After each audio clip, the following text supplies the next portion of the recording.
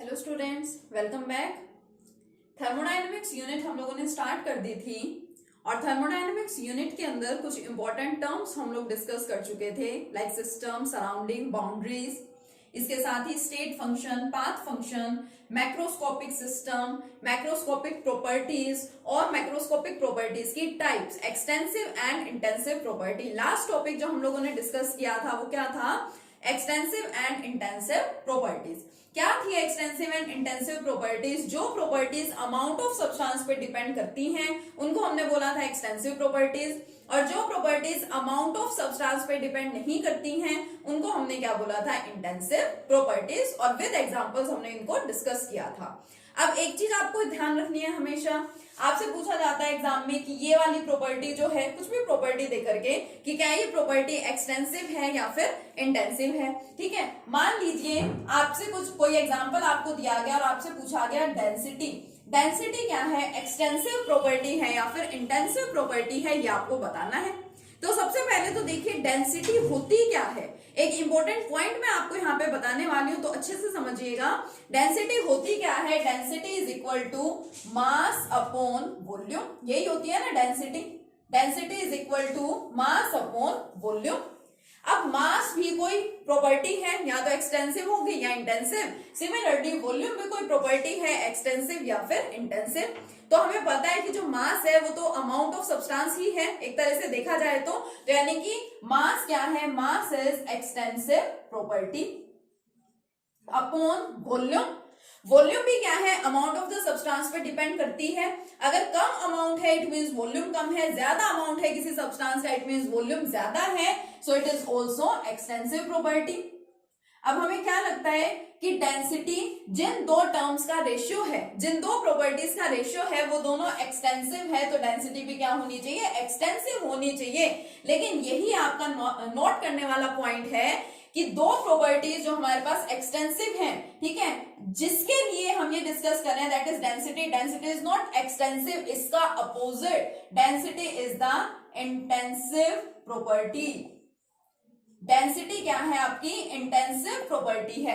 यानी यहां पे आपको सपोज कोई प्रॉपर्टी दे रखी हो और वो जिसके इक्वल है, आप उस प्रॉपर्टी को जिस प्रॉपर्टी के इक्वल लिख सकते हैं, सपोज वो दोनों आपकी क्या हो? इंटेंसिव, तो ये वाली प्रॉपर्टी आपको क्या मिलेगी? एक्सटेंसिव मिलेगी, जस्ट उसका अपोजिट। अगर ये दोनों आपको एक्सटेंसिव मिल रहे हैं तो ये कैसी होगी? इंटेंसिव होगी। इस पॉइंट का आपको स्पेशली ध्यान रखना है। ठीक है, तो यहाँ पे आपकी जो एक्सटेंसिव एंड इंटेंसिव प्रॉपर्टीज हैं ये हो जाती हैं कंप्लीट। ठीक है, विद एग्जांपल्स आपको थोड़ा अच्छे से इनको याद रखना है। उसके बाद डिस्कस करते हैं कुछ थर्मोडायनामिक प्रोसेसेस को। Thermodynamic processes. अब ये थर्मोडायनामिक प्रोसेसेस हम लोगों ने 5th unit states of matter में भी डिस्कस की थी। अभी मैं इनके नाम लिखूंगी तो आपको याद आ जाएगा। First one isothermal process. ठीक है, पहली प्रोसेस कौन सी है? आइसोथर्मल प्रोसेस, याद आ रहा होगा आपको। Second one isobaric process. Isobaric के साथ हम लोगों ने और क्या पढ़ा था? Isochoric process.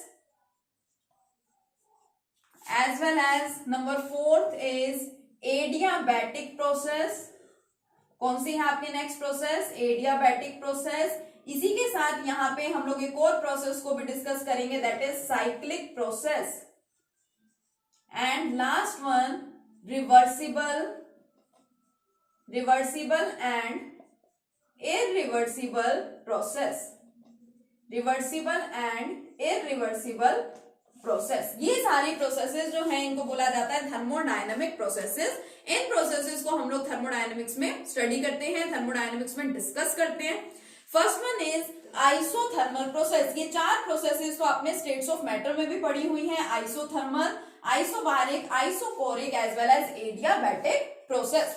Now what is this isothermal process? Iso का मतलब क्या होता है? सेम या फिर कांस्टेंट, एंड थर्मल मींस क्या होता है? टेम्परेचर, हीट से रिलेटेड है। ऐसी प्रोसेस जिसके अंदर टेम्परेचर रहता है सेम या टेम्परेचर रहेगा कांस्टेंट, मींस हमने कोई प्रोसेस कराई है, उसकी स्टेट चेंज हो रही है, मान लीजिए जो भी उसके अंदर चेंजेस हो रहे हैं, लेकिन जो टेम्परेचर है वो क्या है, सेम है। इसी को हम लोग दूसरे टर्म्स में क्या बोल सकते हैं कि delta T equal to zero, means change in temperature equal to zero. कि जब आप कोई प्रोसेस करा रहे हैं, अगर वो कांस्टेंट टेम्परेचर पे है, सेम टेम्परेचर पे हो रही है, टेम्परेचर चेंज ही नहीं हो रहा है, so we can say change in temperature is equal to zero. इस टाइप की प्रोसेसेस को क्या बोला जाता है, isothermal process. Next one, isobaric process. Iso का मतलब तो वही है सेम या कांस्टेंट, बारिक मतलब it is related to the pressure, pressure की यूनिट होती है बार, आप सब जानते हैं। अब ऐसी प्रोसेस जिसके अंदर प्रेशर सेम रहेगा या कांस्टेंट रहेगा उसको क्या बोला जाता है, आइसोबारिक प्रोसेस। या हम लोग ये बोलते हैं कि change in pressure is equal to zero, कि प्रेशर हमने कांस्टेंट रखा हुआ है, इट मींस प्रेशर में कोई चेंज हो ही नहीं रहा, so change in pressure is equal to zero. Delta से किसको रिप्रेजेंट करते हैं, चेंज को, कैपिटल टी था टेम्परेचर एंड कैपिटल पी क्या है यहाँ पे, प्रेशर है। उसके बाद isochoric process, next one is isochoric process. Again iso means same और constant, choric is related to volume. ऐसी प्रोसेसेस जिनके अंदर वॉल्यूम कांस्टेंट रहे, वॉल्यूम सेम रहे, या हम लोग क्या बोल सकते हैं कि वॉल्यूम में कोई चेंज ना हो, इस टाइप की प्रोसेसेस को बोला जाता है isochoric process. So for these processes delta V is equal to zero, change in volume is equal to zero. Next one, adiabatic process. इसमें हमने डिस्कस किया था, एडियाबैटिक प्रोसेस ऐसी प्रोसेस है जिसके अंदर ना तो हीट, मतलब क्या करें, अब यहाँ पे देखिए हम लोग सिस्टम की बात कर रहे हैं, तो हम सिस्टम की टर्म्स में समझ लेते हैं। सपोज मेरे पास ये कोई सिस्टम है, ठीक है, इस सिस्टम के अंदर ना तो हीट एंटर करे, ना ही हीट क्या करे, सिस्टम को लीव करे, टोटल हीट यहाँ पे सेम रहे, हीट के अंदर कोई चेंज ना हो, change in heat is equal to zero, D Q, delta Q भी लिख सकते हैं, but generally D Q word का यूज किया जाता है यहाँ पे। तो हम ये बोल सकते हैं सिस्टम को हम लोग यहाँ पे डिस्कस कर रहे हैं, तो सिस्टम में ना तो हीट एंटर करे, ना तो हम लोग इस सिस्टम को हीट करें, ना ही इस सिस्टम में से हीट बाहर जाए, मतलब कि ना ही ये सिस्टम क्या करे, हीट को रिलीज करे, उस टाइप की प्रोसेस को क्या बोला जाएगा, एडियाबैटिक प्रोसेस। ठीक है, तो मैं आपको यहाँ पे बता देती हूँ एक बार एडियाबैटिक प्रोसेस क्या है, थोड़ा अच्छे से उसको नोट डाउन कर लेंगे। What is adiabatic process? Adiabatic process क्या है, देखिए, the process in which heat neither enters the system, in which heat neither enters the system, ना तो हीट क्या करे सिस्टम में एंटर करे, nor leaves the system, ना ही सिस्टम को छोड़ के जाए। इसका मतलब ना तो सिस्टम हीट को एब्जॉर्ब करे और ना ही आपका सिस्टम हीट को क्या करे, रिलीज करे, मींस हीट जो है वो सेम ही रहनी चाहिए। That process is known as the adiabatic process. ये भी हो गई। अब नेक्स्ट प्रोसेस की बात करते हैं, साइक्लिक प्रोसेस। साइक्लिक प्रोसेस का मतलब क्या होता है कि मान लीजिए आप बहुत सारे चेंजेस कर रहे हैं, कोई प्रोसेस हो रही है, उस प्रोसेस के अंदर सपोज बहुत सारे चेंजेस अकर हो रहे हैं, काफी सारे चेंजेस आपने वहां पे ऑब्जर्व किए, लेकिन घूम फिर के आपका सिस्टम आपकी इनिशियल स्टेट पे ही पहुंच जाए, तो उस टाइप की प्रोसेस को क्या बोला जाता है, साइक्लिक प्रोसेस। सपोज आप यहाँ पे प्रेजेंट हैं, ठीक है, इट इज योर होम, आप घर पे प्रेजेंट हैं, घर से आप क्या करेंगे, आप स्कूल जाएंगे, ठीक है, स्कूल से सपोज आपने क्या किया, आप कहीं पे चले गए, घूमने चले गए, सपोज कहीं पार्क में चले गए, ठीक है, कहीं भी आप लोग जाएंगे, घर से स्कूल गए, स्कूल से आप लोग पार्क चले गए, पार्क से दोबारा से क्या आ गए, आप लोग घर पे आ गए, तो घूम फिर के आप अपनी इनिशियल स्टेट पे आ गए। ये आपकी इनिशियल स्टेट थी, उसके बाद आप यहाँ गए, फिर यहाँ गए, लेकिन घूम फिर के वापस अपनी इसी स्टेट पे आ गए। तो यानी यहाँ पे आपकी initial state as well as final state दोनों क्या है, सेम ही है। जो इनिशियल स्टेट थी वही आपकी फाइनल स्टेट है, कि जहां पे आप प्रेजेंट थे इनिशियली, घूम फिर के आप वापस वहीं पे आ गए। तो इस टाइप की प्रोसेसेस को क्या बोला जाता है, it is a cyclic process. कैसी प्रोसेस है ये, साइक्लिक प्रोसेस, ठीक है, तो सिंपल सिंपल प्रोसेसेस थी। नेक्स्ट वन देखिए, रिवर्सिबल एंड इरिवर्सिबल प्रोसेस। इसके बारे में भी आपने पहले पढ़ा हुआ है, लेकिन लोअर क्लासेस में क्या करते हैं, इनकी जस्ट डेफिनेशन आप लोग पढ़ते थे कि रिवर्सिबल प्रोसेस क्या होती है और इरिवर्सिबल प्रोसेस क्या होती है। यहाँ पे आपको रिवर्सिबल एंड इरिवर्सिबल को थोड़ा सा और डिटेल में पढ़ना है। ठीक है, क्या करना है हमें यहाँ पे, रिवर्सिबल एंड इरिवर्सिबल प्रोसेसेस को थोड़ा सा और डिटेल में यहाँ पे डिस्कस करना है। सबसे पहले बात करते हैं रिवर्सिबल प्रोसेस की। ठीक है, first of all let's see what is reversible process. Reversible मतलब कि जो रिवर्स हो जाए। रिवर्स होने का मतलब, सपोज मैंने आपको बोला कि A and B are two reactants and these two reactants A and B combine for the formation of products C and D।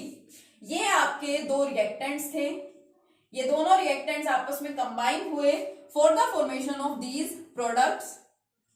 एक प्रोसेस हो गई। अब यहां से यहां आप जा रहे हैं, रिएक्टेंट से प्रोडक्ट की तरफ जा रहे हैं, रिएक्टेंट से प्रोडक्ट्स की फॉर्मेशन हुई है, तो आप इस रिएक्शन को क्या बोलते हैं, it is forward reaction. Reactant से प्रोडक्ट जब बनता है तो उस रिएक्शन को हम लोग सिंपली क्या बोलते हैं, फॉरवर्ड रिएक्शन।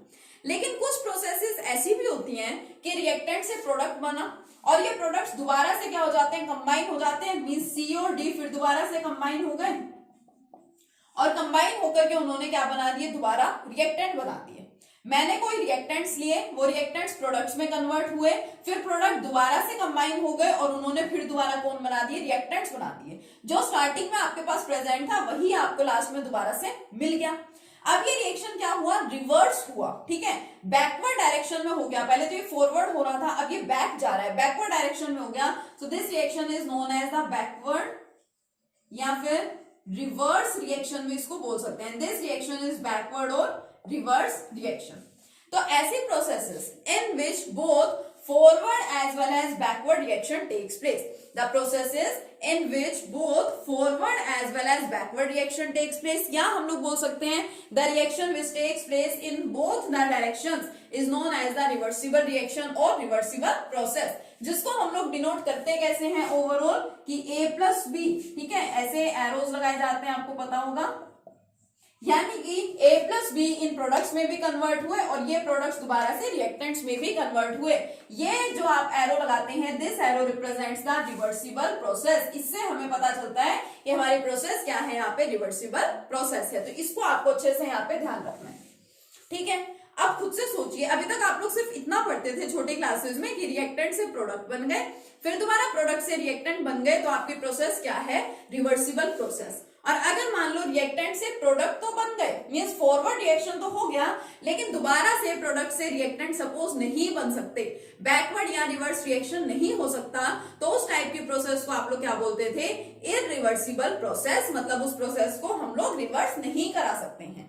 अब आपको क्या लगता है कि रिएक्टेंट से प्रोडक्ट बने, प्रोडक्ट से रिएक्टेंट बने, फिर रिएक्टेंट से प्रोडक्ट बने, इस तरह से तो ये प्रोसेस क्या होगी, चलती ही रहेगी, है ना, यही काम चलता रहेगा। रिएक्टेंट्स ने प्रोडक्ट्स बना लिए, फिर प्रोडक्ट्स ने रिएक्टेंट्स बना लिए, अगेन रिएक्टेंट्स ने प्रोडक्ट्स बनाए, फिर दोबारा प्रोडक्ट से रिएक्टेंट्स, तो ये प्रोसेस तो चलती ही रहेगी। बट एक्चुअल में दिस प्रोसेस और this reaction is imaginary. This process is only imaginary process. Actual में ऐसा होता ही नहीं है। ठीक है, ऐसी कोई प्रोसेस नहीं है कि वो रिएक्टेंट्स जो है वो प्रोडक्ट बनाए, प्रोडक्ट दोबारा रिएक्टेंट बना ले, फिर दोबारा से रिएक्टेंट वही प्रोडक्ट बनाए। ठीक है, कुछ कंडीशंस ऐसी होती हैं जिसमें कुछ अमाउंट ऑफ प्रोडक्ट्स को रिएक्टेंट्स में कन्वर्ट करवा लिया जाता है, लेकिन इतनी लंबी ये प्रोसेस चलती रहे तो ये तो कंप्लीट इमेजिनरी ही है। ठीक है, so it is imaginary process. दूसरी बात सोचिए, अगर ये प्रोसेस चलती रहेगी तो क्या आप पता लगा पाएंगे कि इस प्रोसेस को कोई फाइनाइट टाइम है, कोई फिक्स टाइम है? क्या आप लोग बोल पाएंगे कि ये जो रिएक्शन है ये 5 मिनट में हो गया या 2 घंटों में हो गया या 1 दिन में ये रिएक्शन हो गया? नहीं, हम लोग कोई फिक्स टाइम या कोई फाइनाइट टाइम इसके लिए बोल ही नहीं सकते। So irreversible process takes place in infinite time. ये जो प्रोसेस अगर हो रही है तो फिर ये इनफाइनाइट टाइम लेगी कंप्लीट होने के लिए। और ऐसा भी नहीं होगा कि प्रोसेस बड़ी फास्ट हो गई कि फटाफट से रिएक्टेंट से प्रोडक्ट बने। अब ये प्रोसेस तो क्योंकि चलती जा रही है, ये इसमें कन्वर्ट हुआ, फिर ये इसमें कन्वर्ट हुआ, फिर दोबारा ये इसमें कन्वर्ट हुआ, तो ये प्रोसेस तो चलती ही जा रही है, यानी कि बहुत स्लो प्रोसेस है ये। तो this process is the slow process.